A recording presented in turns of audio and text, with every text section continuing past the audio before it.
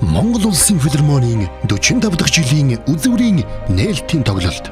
Дэлхийн болон Монголын хөгжмийн зохиолчдын сор бүтээлээс төлөвлөх морин хуурын чуулга, симфони найрал хөгжим, баян монгол жаз найрал хөгжим, гоцлог дуучдын нэгдсэн тоглолт. 2016 оны 10 сарын 15-ны 15 цагт соёлын төв өргөний тайзнаа ганцхан удаа Unitel-ийн хэрэглэгчид тоглолтын тасалбарыг жижигээр хөнгөлүүлэх болон DD900 IPTV-гийн 88 дугаар сувгаар шууд хүлээн авч үзээрэй. New Season 2017 Монгол Улсын филармонийн 45 дахь жилийн үзүүрийн нээлтийн тоглолт. New Season 2017 Улсын филармон бол Монголда байгаа ганц том хөгжмийн байгууллага. Энэ бол яалтч яахгүй. Урлагчийн өрөөний нийгэмд төрүүлж чадах түүчээ байх гэсэн утгаас шин цагийг тодорхойлдог. Тогтоож ажилладаг тип байх хэрэгтэй. Тэр утгаараа Улсын филармоны жил өөрөө улсын филармон бүтцэн үед маш өргөн шүү дээ. Big band байна. Үндэсний хэвшинчт мөрөн чуулга, симфони найрал хөгжим. Тэгэхээр тэр сонсох бүтээлийн хөгжсөн бол 3 өөр төр жанр дээр ихлээр бол маш өргөн. Филармон гэдэг бол яг л хөгжмийн хүрээлэн гэсэн утгатай л да. Альва улс орны яг тэр хөгжмийн бодлогыг ялангуяа дан хөгжмийн тэр дундаа мэрэгжлийн хөгжмийн бодлогыг бол олчиж барьдаг. Хамтлаг тус бол бүрдээ өөр өөр онцлогтой. Үндэсний уламжлалаа хадгалсан орчин цагийн морин хуурын чуулга байхад өнөө цагийн одоо жаз хөгжмийн илэрхийлсэн манай баян монгол чуулгын сонгодог бүтээлийг одоо төмөндөө маш эртнээс өргөн дээр хүргэж байгаа симфони найрал хөгжмийнхэн маань Альва улсын филармон эсвэл хотын филармон гэдэг бол тухайн хот эсвэл улстай эсвэл одоо штат ч юм уу те. Тэндээ болохоор нийтэд одоо мэрэгжлийн хөгжмийг, дан хөгжмийг сурталчлах юм үүрэгтэй байдаг. Монгол Улсын филармонийн 45 дахь жилийн үзүүрийн нээлтийн тоглолт. New Season 2017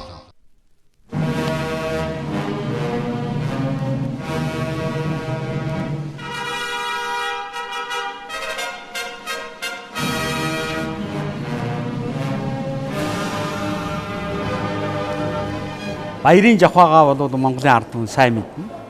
Тэгээ баярын жавхаа гэдэг зохиол бол үнэхээр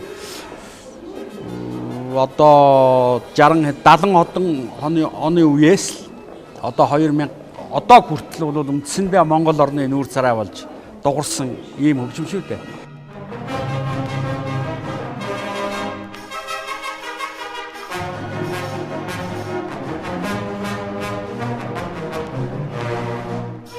Хуучин нэрээр бүгд найрамдах Монгол Ард улсын сайд нарын зөвлөлийн 1972 оны 7 сарын 20-ны өдрийн 283 дугаар тогтоол гэдэг.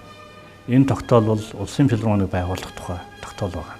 Тэгээ Улсын филармон энд байгуулагдсан энэ 57 онд байгуулагдаад 72 он хүртэл симфони найрал хөгжмийг намсрааж өгөх хүн ерөнхийдөө бол одоо даргалаад хариуцаад удирдаад аваа явж ирсэн энэ хүн байна. Өөрийн одоо санаачлахаар 72 онд Улсын филармон гэж соёл эрдэмтэн хамтлаг үндэсний дуу хөгжмийн эрдмийн чуулгаас татж авчраад за баян монгол жаз найрал хөгжим тухайн үед бол одоо телевизийн дэргэд байсан энэ телевизийн найрал баян монгол жаз найрал хөгжим ингээд симфони найрал хөгжимтэй нийлүүлээд ингээд 72 онд Улсын филармон байгуулагдсан юм төвхтэй.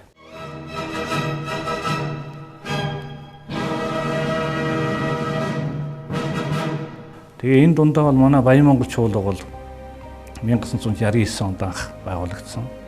Энэ бол мэдээлэл радио телевизийн улсын хороо буюу радио телевизтэй холбоотой манай чуулга. Анх үлгэдэж авсан айл нь энэ байна. Тэгээд нэр төгжмөж зохиолч төмөрийн тэмд дорж байгаа радиогийн хөгжмийн редактор байсан, редакцийн дарга байсан. Тэгээд анх санаашилт 1968 онд бол 9 хүний бүрэлдэхүүнтэй бүгд найрамдах боо шаардлагатай дадлага хийлгсэн байна. Радио телевизийн дэргэдэх дандаа ийм жаз оркеструуд манайхаас бус дорнд байдаг шүү дээ.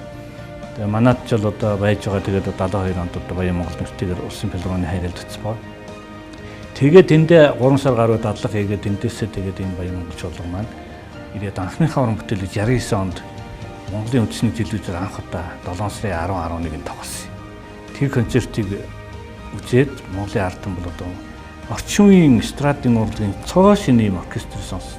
Цоо шинэ хамтлаг дуучдыг сонсоод тэнд бол одоо манай ард түмний зүрх сэтгэл тоногч дууссан хайртай дуучид бол олон байсан. 83 оны 9 сарын сүүлчээр филармонд анхныхаа симфони тоглосон. Энэ үеэс хойш л одоо миний уран бүтээлтэй холбогдсон одоо миний уран бүтээлүүдийн гол тоглодог газар бол Улсын филармоны симфони найрал хөгжим. Морин хуурын чуулга, Баян Монгол чуулгад бол бас бүтээлүүд тоглоно. Ингээд энэ хамт олонтой одоо 30 гаруй 40 жил өөрийнхөө уран бүтээлийг холбож байгаа ийм хүнтэй. Батчулуун нэхэн мундаг хүн айлын хотод байсан, айлын хойморт байсан, тоосондоо дарагдаад байсан. Явуулсаар авчирсаар дэлхийн одоо шилдэг 11 тайзнаар 89 тоглож чадсан шүү дээ. Юу вэ яаж энэ цаг үеийн хугацаа энэ орчин цаг үе тэгээд чадварлаг хөгжим тэнд байгаа учраас босч ирж шүү дээ. Чадахгүй бол яах юм бэ? Ийм учраас чадварлаг хөгжимтэй чадварлаг одоо хамтлан чадварлаг удирдагч бас улсын филармоны үйл ажиллагаа маш сайхан явж байгаа. Улсын филармон бол ерөөсөө миний гэр бүлтэй маш уялдаатай. Энд бол одоо миний ааваас гадна миний ээж анхны хөгжимчдийн нэг. Үүгээрээ бол одоо би үүгээрээ Улсын филармоны би маш их бахархаж, маш их одоо бараг л нэг гэр бүл гэж хэлж ойлгож болно. За уран бүтээлийн талаар их бол аав бол одоо филармонтой ер нь тэр үед бол 70-80-аад оны үед бол уран бүтээлийн бүтээн байгуулалтын үйл ажиллагаа бол маш их өрнөж байсан.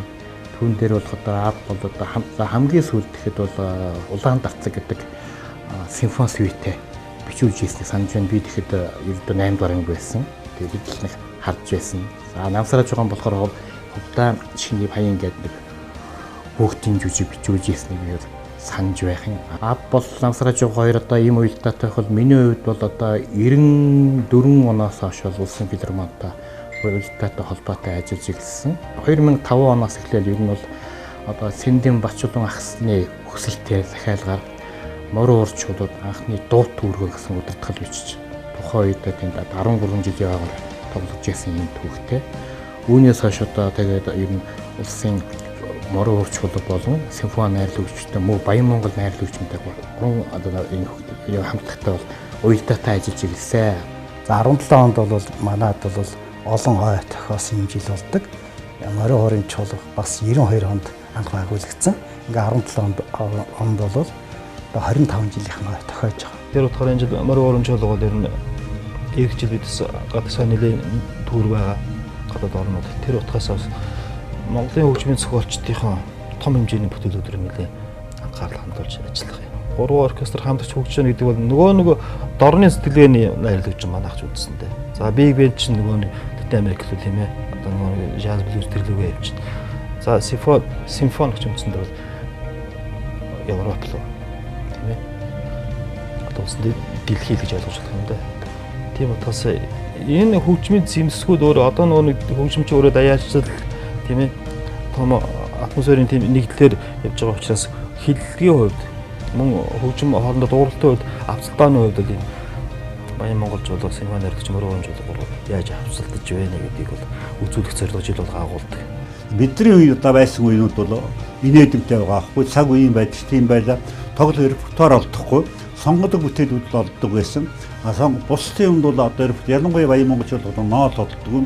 Jazz хэсгээ зориулмжтай хөгжмийн зохиолч байхгүй. Хэдэн ардын дуг найсан цааш нь болгоод хэдэн дуунуудыг найсан цааш нь болгоод эвлүүлдэг маш цөөхөн энэ одоогийн байдлаар маш сайхан болсон бахархдаг ийм мундаг хамт олон ийм сайхан хамт олон би байсандаа бахархдаг тоглож байгаа уран сангийн баяжилт нь одоо симфони найрал хөгжмийн 80-90% залуучууд ороод байгаа танд үг ерөөсөө байхгүй. Баян монголчууд бараг 100% одоо 99% нь хоёр хууч хүн бий л дээ. Харахад бидний шинжлэгдсэн шинжлэлийн хажуугаар шин санаагаар шин хүн тоглоно гэдэг нь өөр. Монгол Улсын филармонийн 45 дахь жилийн үзүүрийн нээлтийн тоглолт New Season 2017.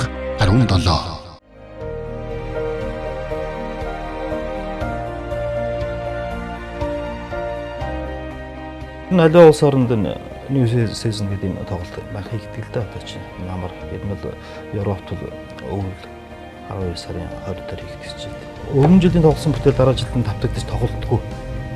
Яг тэгвэл дараа жил тоглох ер нь зохиолуудын ерөнхий агуулга бол ерөөс энэ New Season дээр гарч ирдэг. Бид нар бол шинэ бүтээл тоглоно. Тэ. За миний хувьд бол ийм хөгжимчд лигээ тоглохын зэрэгцээ бас одоо дунд нь юм шог хошин одоо дуу аваа гараад тийм Хей Бачоко гэх нэг хөгжим бүтээлүүд тэрийг тоглоно. Симфони найрал хөгжим бол дэлхийн сонгодог хөгжмийн бүтээлүүдийг ашиглуулах болно. За үүнд Оросын болон баруун Европын тэр дундаа бас Францын бас Чехийн ийм хөгжмийн зохиолчдын бүтээлүүдийг тоглохоор бэлдэж байна.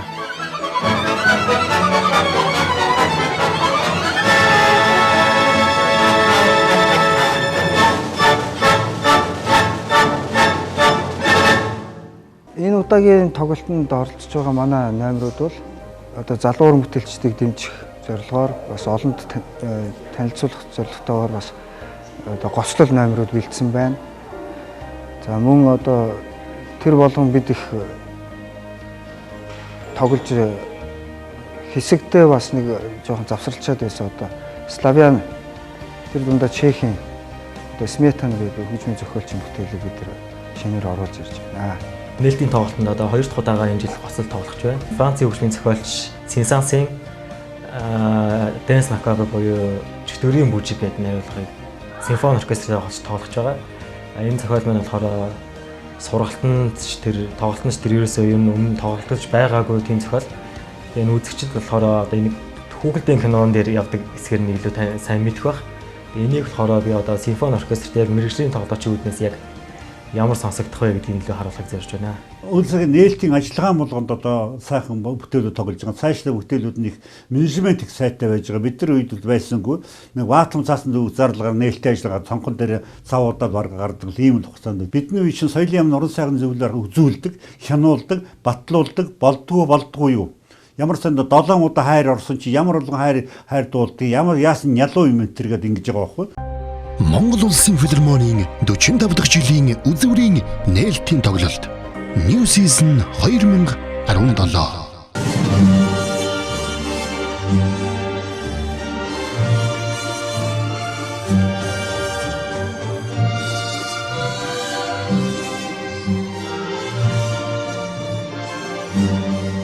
Буруу артистер тоглоно гэдэг бол ер нь хөгжмийн зохиолчоос урлагхан ухаан шаардна. Тэр чинь нөгөө тембр гэж гуруулда өөр юм байгаад байгаа. Тэгээ энэ гурыг нийлүүлж дуран гэдэг бол хөгжмийн зохиолчнээс бол одоо нэлээд ухаан шаарддаг юм аа. Ухаан. За ая их шиг нь бол зохиож болно. Нөгөө хөгжмийн найруулга хийнэ гэдэг дээр бол их ухаан шаарддаг. Урлах ухаан гэж би хэлэх дуртай. Хөгжмийн зохиолч хүний хувьд бол ер нь уран бүтээлээ тоглуулах бол баяр шүү дээ. Тэгээд тэр тусмаа одоо энэ нэр хүндтэй хамт олонны энэ олон одоо найрал хөгжмөд нийлээ тоглоно гэдэг бол үнэхээр одоо манай намсраа жуугаа тэнгэрээс харж байгаа бол үнэхээр баярламаар. Тэгээ энэ хүүхд шуухт нь тэгээ намсраа жуугааг шүтэн биширдэг. Зохиолуудын сонсдог олон түмэн бол үнэхээр баярлах байх л да. Үнэхээр олон хөгжимчид нэг дор тоглох тусмаа зохиол бол илүү бадрангуй, илүү одоо сонсголонтой сонсогдох хэвээр. Энэ талаасаа бол хөгжмийн байгууллагын хамгийн амттай шинэтэй хамгийн гол зүйлийг одоо үзэл сонсно гэдэгт бол би итгэлтэй байна. Шинэ хөгжим сонсгож чадна гэж байна. Тэндээс мэдээж ойлгомжтой. Ур чадвар байгаа учраас шинэ хөгжим сонсгож чадах тийм бүрэн дүүрэн боломж бий. Ягаад би тэгж хэлж ийн гэвэл би сая хэлсэн. Ер нь манай энэ 3 хамтлагийн дуучид нийтээ 180-аа уран бүтээлч дэмж нэгдэж ер нь ховор тоглодог. Энэ бол маш том одоо үзэгч олонд олгож байгаа том завшаа. За одоо ингээд 45 жилийн нээлтийнхаа тоглолтод бид 60 жилийн хугацаанд тоглож ирсэн хамгийн шилдэг бүтээлүүдээс төлөвлөсгөөс гадна манай одоо хойч үеийг залгуулах шинэ залуу хөгжимчдийн гоцлол тоглолтыг үзүүлэх болно. Та нарын энэ тоглолтод хүрэлцээрэй. Миний хамгийн том баярын нэг. Миний залуусанд өнгөрүүлсэн хувь заяаны хамгийн сайхан жилүүд филармонд байхад байсан учраас миний амьдралын түүхэнд бол маш их байр суурь эзэлж байдаг. Филармоны үйлсгийн нээлтийн ажиллагааг 45 жилийн хугацаанд 30-т нь оролцсон, албан ёсоор байсан, албан ёсоор үг хэлсэн, нээлтийг хийсэн ард түмэндээ баяр хүргэдэг байлаа. Сүүлчийн 15 жилийн үзэгчийн хувьд, хоёрдугаард энэ байсны хувьд өөрийн эрх өөрөө гүйж ирээд үздэг юм бас баг алгасаагүй байхаа гэж бодож байна. Энэ Улсын филармонийнхны уран бүтээлийг үзэгчийн хувьд хамтарч ажилладаг хүний хувьд бол энэ хамт олонд бол маш их талархаж явдаг. Жилийн нээлтийн тэсэн ядан хүлээдэг, тоглолтуудын байнга үзэж явдаг. Манай тоглолтод Ирж байгаа нийт үзэгчид та бүхэнд бол Баянмонгол чуулганы нийт уран бүтээлчдийн өмнөөс одоо шинэ сэтгэлийн халуун мэдлэгээ дэвшүүлээд манай шинэ улирлын одоо тоглолтод ирэхдээ та бүхэн Баянмонгол чуулгыг хэрхэн өөрчлөж шинжлэхдсэн нэгдүгээр, хоёрдугаар дуурал нь ямар сайхан болсон, энэ хамт олон одоо ямар сайхан бүтээл хийсэн гэдгийг одоо үзэх, сонсох ийм одоо азтай үзэгчд би үзэж байна. Үзэгч та бүхний хүрэлцэн ирж үзээрэй гэж урьж байна.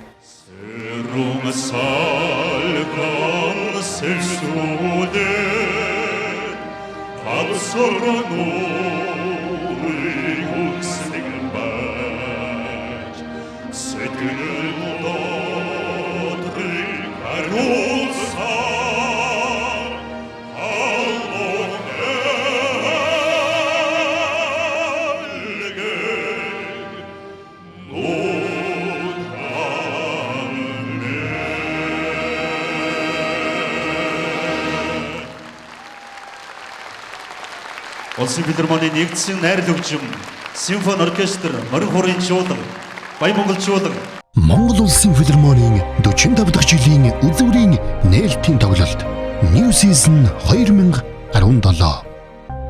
Монгол Улсын филармонийн 45 дахь жилийн үзүүрийн нээлтийн тоглолт дэлхийн болон Монголын хөгжмийн зохиолчдын сар бүтээлээс төлөвлөх Морин хуурын чуулга симфони найрал хөгжим Баянмонгол жаз найрал хөгжим гоцлол дуучдын нэгдсэн тоглолт 2016 оны 10 сарын 15-ны 15 цагт соёлын төвөргөний тайзнаа ганцхан удаа Unitel-ийн хэрэглэгчид тоглолтын тасалбарыг жижигээр хөнгөлүүлэх болон DD-шийн 900 IPTV-гийн 88 дугаар сувгаар шууд хүлээн авч үзээрэй.